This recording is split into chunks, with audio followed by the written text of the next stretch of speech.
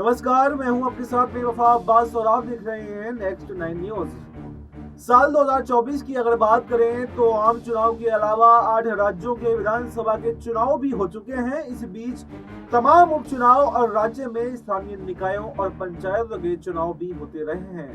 कई बार सरकार की मशीनरी इसी चुनाव प्रक्रिया में व्यस्त रहती है। आए दिन चुनाव आचार संहिता लगने से सरकार की कई जरूरी योजनाएं भी रुक जाती हैं। आपके कई जरूरी काम भी अटक जाते हैं। लेकिन इन सब का हल आखिर है क्या? मोदी सरकार एक देश एक चुनाव को इसका हल बता रही है, यानी लोकसभाओं और राज्य विधानसभाओं के चुनावों को एक साथ कराना। लेकिन इसके लिए संविधान में संशोधन करना जरूरी है। 32 राजनीतिक दल एक देश एक चुनाव के समर्थन में हैं और 15 राजनीतिक दल इसके खिलाफ हैं। विरोध करने वाले दलों में कांग्रेस, आम आदमी पार्टी, बीएसपी, सीपीएम प्रमुख पार्टियां हैं। विपक्ष ने इसे संघीय ढांचे से खिलवाड़ करना बताया है। कोविंद कमेटी ने सुझाव दिया है कि लोकसभा, विधानसभा, पंचायत सभी के लिए एक मतदाता सूची हो। कोविंद कमेटी ने ये प्रस्ताव रखा है कि एक देश एक चुनाव की पूरी प्रक्रिया 2 चरणों में पूरी कराई जाए। पहला चरण जो 100 दिन, दूसरा चरण जो 100 दिन के बाद में होगा, इसमें स्थानीय निकायों के चुनाव कराए जाए। मोदी कैबिनेट ने एक देश एक कानून से जुड़े 2 संविधान संशोधन विधेयकों को मंजूरी भी दे दी है। माना जा रहा है कि संसद के इसी सत्र में इन्हें पेश किया जाएगा और फिर व्यापक विचार विमर्श के लिए संयुक्त संसदीय समिति यानी जेपीसी को सौंप दिया जाएगा। मोदी सरकार ने एक देश एक चुनाव के लिए पूर्व राष्ट्रपति रामनाथ कोविंद की अध्यक्षता में बनी कमेटी की सिफारिशों के आधार पर दोनों संशोधन विधेयक तैयार किए हैं। 2 सितंबर 2023 को बनी रामनाथ कोविंद कमेटी ने 191 दिन तक तमाम राजनीतिक दलों, चुनाव और संविधान से जुड़े विशेषज्ञों, कारोबार और समाज से जुड़े संगठनों से व्यापक विचार विमर्श के बाद में अपनी रिपोर्ट तैयार की है। इसके लिए 65 बैठकें भी की गई। इसके आधार पर 21 वॉल्यूम में 15 चैप्टरों की 18,626 पन्नों की रिपोर्ट तैयार की गई है, जो इस साल 14 मार्च को राष्ट्रपति को सौंप दी गई है। करीब 3 महीने पहले मोदी कैबिनेट ने इस उच्च स्तरीय कमेटी की रिपोर्ट की सिफारिशों को स्वीकार किया था और इसी के आधार पर 2 संविधान संशोधन विधेयक भी तैयार किए गए हैं, जिन्हें मोदी कैबिनेट ने मंजूरी दे दी है। एक देश एक चुनाव को लेकर सभी राजनीतिक दलों में रजामंदी नहीं है। कोविंद कमेटी की रिपोर्ट के मुताबिक 47 राजनीतिक दलों ने अपने विचार कमेटी के सामने रखे हैं। 32 राजनीतिक दल एक देश एक चुनाव के समर्थन में हैं, तो वहीं पर 15 राजनीतिक दल जो हैं वो इसके खिलाफ हैं। विरोध करने वाले दलों में कांग्रेस, आम आदमी पार्टी, बीएसपी, सीपीएम वगैरह शामिल है। लिहाजा आज जब कैबिनेट के दोनों बिलों को मंजूरी दी तो इसे लेकर दोनों ही तरह की राय भी सामने आई। साफ ये है कि एक देश एक चुनाव को लेकर सभी राजनीतिक दलों में एक राय नहीं है। कई दलों को लगता है कि ये देश के संघीय ढांचे से खिलवाड़ है और इसमें उस पार्टी को ज्यादा फायदा मिलेगा जो सबसे ताकतवर पार्टी होगी। राज्यों में शासन करने वाले क्षेत्रीय दलों को भी ये आकांक्षाएं हैं कि एक देश एक चुनाव का ये पूरा मामला विस्तार से समझने की जरूरत है, जो कई बार संविधान के अंदर जटिल भाषा में खोसा जाता है। तो आइए इस सिलसिले को आसान भाषा में समझते हैं।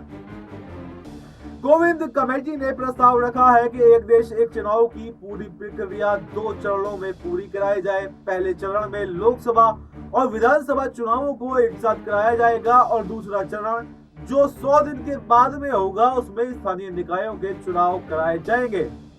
कमेटी के मुताबिक एक देश एक चुनाव की प्रक्रिया को अमल में लाने के लिए 2 संविधान संशोधन बिल लाने होंगे और संविधान में कुल मिलाकर 15 संशोधन करने होंगे। इसके तहत नए प्रावधान जोड़े जाने हैं और मौजूदा प्रावधानों में संशोधन भी किया जाना है। पहला बिल चुनावों की मौजूदा व्यवस्था से एक साथ चुनाव कराने की नई व्यवस्था में जाने से जुड़ा होगा। इसके तहत 5 साल की मियाद पूरी होने से पहले लोकसभा और विधानसभाओं के नए चुनाव एक साथ कराने की बात कही गई है। कोविंद कमेटी के मुताबिक ये बिल पास कराने के लिए संसद सक्षम है और इसके लिए राज्य सरकारों और राज्य विधानसभाओं की मंजूरी लेने की भी कोई जरूरत नहीं है। दूसरा बिल नगर निगमों और पंचायतों के चुनाव और केंद्रीय निर्वाचन आयोग द्वारा एक ही मतदाता सूची तैयार करने से जुड़ा हुआ है। इसमें हर मतदाता का ब्यौरा होगा और ये भी होगा कि वो किस सीट से वोट डालने का पात्र होगा। कोविंद कमेटी के मुताबिक ये बिल उन विषयों से जुड़ा है जिन पर कानून बनाने की प्राथमिक जिम्मेदारी राज्य सरकार की है। इसलिए इस बिल के लिए देश के कम से कम आधे राज्यों की मंजूरी और पुष्टि जरूरी होगी। अब कोविंद कमेटी द्वारा प्रस्तावित इन दोनों संविधान संशोधनों विधेयकों को और गहराई से समझने की कोशिश करते हैं। कोविंद कमेटी के मुताबिक पहले बिल के तहत संविधान में एक नए अनुच्छेद यानी 82A को शामिल करने की जरूरत होगी। ये उस प्रक्रिया को स्थापित करेगा जिससे देश एक साथ लोकसभा और विधानसभा चुनावों के सिस्टम की ओर बढ़ेगा। हर नई प्रक्रिया की शुरुआत की एक तारीख होती है। रिपोर्ट के मुताबिक अनुच्छेद 82A एक कहता है कि आम चुनाव के बाद लोकसभा की पहली बैठक की तारीख पर राष्ट्रपति अनुच्छेद 82A को अमल में लाने का नोटिफिकेशन जारी करेंगे। इस तारीख को ही आगे तय तारीख यानी नियत तिथि कहा जाएगा। अनुच्छेद 82A/2 ये कहता है कि तय तारीख के बाद हुए चुनावों के दौरान गठित सभी विधानसभाएं लोकसभा की मियादें खत्म होने के साथ ही भंग हो जाएंगी। अब बहुत अहम बात ये समझने की है कि ये तारीख क्या हो सकती है। 2024 के लोकसभा चुनाव हो चुके हैं, यानी इस लोकसभा के गठन के बाद की पहली बैठक की तारीख तो गुजर चुकी है। अब मान लीजिए कि मौजूदा लोकसभा में एक देश एक चुनाव से जुड़े दोनों संविधान संशोधन विधेयक अगर पारित हो जाते हैं और ये लोकसभा अपना कार्यकाल पूरा भी करती है तो अगली लोकसभा 2029 में गठित होगी। 2029 की लोकसभा की पहली बैठक की तारीख अहम हो जाएगी। वही तय तारीख यानी हो सकती है।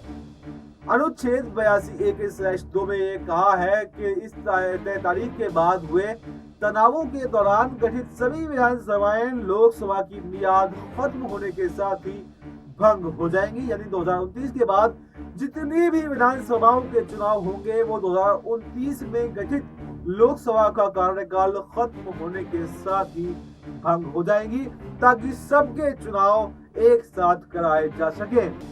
अब मान लीजिए कि 2029 की लोकसभा अपनी मियाद पूरी करती है तो 2034 में ही अगले आम चुनाव होंगे और उनके साथ ही सभी विधानसभाओं के भी चुनाव हो जाएंगे। इसका साफ मतलब ये है कि एक देश एक चुनाव की प्रक्रिया 2034 में ही शुरू होगी।